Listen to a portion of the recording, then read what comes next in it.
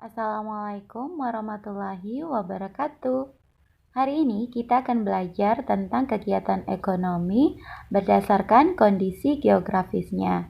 Nah, anak-anak ibu, sebelum memulai pelajaran, marilah sama-sama kita lafazkan basmalah.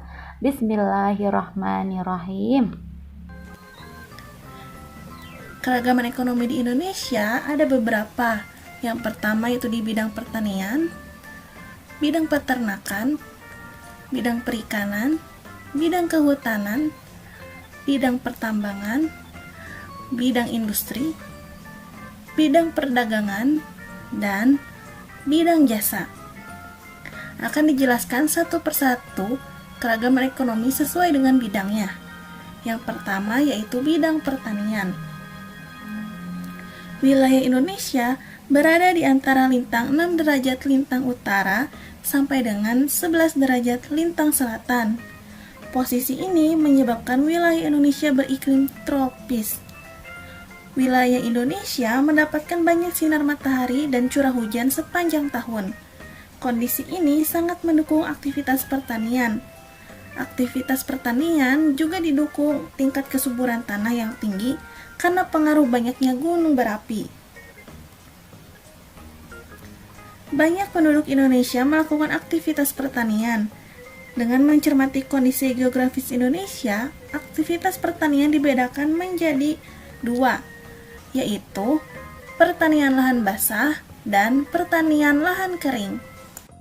Pertanian lahan basah membutuhkan banyak air, sedangkan pertanian lahan kering hanya membutuhkan sedikit air. Contoh dari pertanian lahan basah adalah sawah irigasi dan sawah lebak. Sedangkan pertanian lahan kering contohnya adalah tegalan dan perkebunan. Aktivitas ekonomi yang kedua yaitu di bidang peternakan. Di Indonesia, banyak aktivitas peternakan dikelola masyarakat atau badan usaha. Beragam aktivitas ini menyediakan hasil ternak yang melimpah. Jenis hewan yang dibudidayakan terdapat 3 macam. Yang pertama yaitu peternakan unggas, kedua peternakan hewan kecil, dan ketiga peternakan hewan besar. Contoh dari peternakan unggas adalah ayam, itik, burung, dan angsa. Sedangkan contoh dari peternakan hewan kecil adalah kelinci, kambing, dan domba. Lalu, contoh peternakan hewan besar yaitu sapi, kerbau, dan kuda. Hasil peternakan tersebut meliputi telur, daging, kulit, susu, dan bulu. Tidak hanya untuk dikonsumsi masyarakat, hasil ternak juga dapat diolah menjadi berbagai kerajinan. Kerajinan dari hasil peternakan misalnya tas, sepatu, sandal, jaket, sarung tangan, dan kok atau bulu tangkis. Aktivitas ekonomi yang ketiga yaitu di bidang perikanan. Sekitar 2/3 luas wilayah Indonesia berupa perairan. Fakta inilah yang menjadikan Indonesia dikenal dengan sebutan negara maritim. Luasnya wilayah perairan menyimpan potensi kekayaan alam melimpah. Potensi ini dimanfaatkan masyarakat untuk mengembangkan aktivitas perikanan. Aktivitas perikanan dilakukan secara tradisional. Kondisi ini menyebabkan produksi hasil perikanan di Indonesia belum optimal. Aktivitas perikanan dikelompokkan menjadi dua, yaitu perikanan tangkap dan perikanan budidaya. Aktivitas perikanan tangkap dilakukan oleh nelayan dengan cara menangkap ikan di laut. Dahulu, nelayan mengandalkan angin untuk menggerakkan perahu. Nelayan memanfaatkan angin darat untuk pergi ke laut, dan angin laut untuk kembali ke darat. Kini, nelayan sudah menggunakan mesin penggerak kapal motor untuk menggerakkan perahu. Sedangkan aktivitas perikanan budidaya dilakukan di darat atau di perairan payau. Budidaya ikan di darat dilakukan di kolam, sungai, sawah, waduk, atau danau. Contohnya yaitu budidaya ikan lele, mas, nila, dan mujair. Sedangkan Budidaya ikan di perairan Payau dilakukan di tambak di pesisir pantai. Aktivitas ekonomi yang keempat yaitu di bidang kehutanan. Dahulu, hamparan hutan hijau Indonesia pernah dijuluki sebagai karpet hijau dan paru-paru dunia. Julukan ini dikarenakan hutan Indonesia tampak hijau dilihat dari udara. Hijaunya hutan dipengaruhi oleh iklim tropis yang ada di Indonesia. Hutan mengandung keragaman sumber daya alam hayati, potensi hasil hutan kayu, dan hasil hutan non-kayu, seperti kina, karet, damar, dan sagu.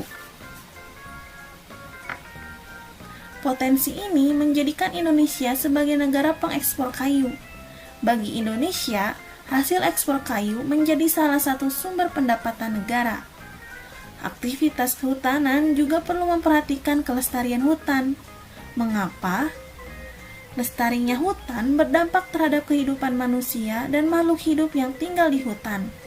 Kelestarian hutan dapat dijaga dengan cara melakukan tebang pilih dan melakukan penghijauan atau reboisasi lahan yang gundul. Berikut ini adalah manfaat hutan. Pertama, yaitu manfaat ekonomis yang telah dijelaskan tadi. Kedua, penyimpan cadangan air. Ketiga, penyeimbang iklim. Dan keempat, tempat habitat flora dan fauna. Dan bahkan hutan juga dimanfaatkan sebagai objek wisata. Karena banyaknya manfaat hutan, kelestarian hutan hendaknya selalu dijaga. Aktivitas ekonomi yang kelima yaitu di bidang pertambangan. Kekayaan alam di Indonesia juga terkandung di perut bumi, yaitu berupa barang tambang.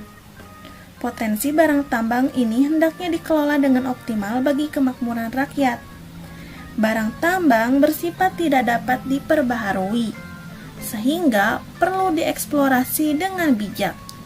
Ketersediaan barang tambang harus dijaga bagi kebutuhan masa kini dan masa mendatang.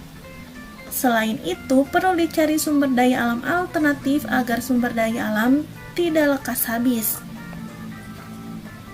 Di wilayah Indonesia terdapat barang tambang, seperti barang tambang minyak dan gas atau migas, serta barang tambang non-migas.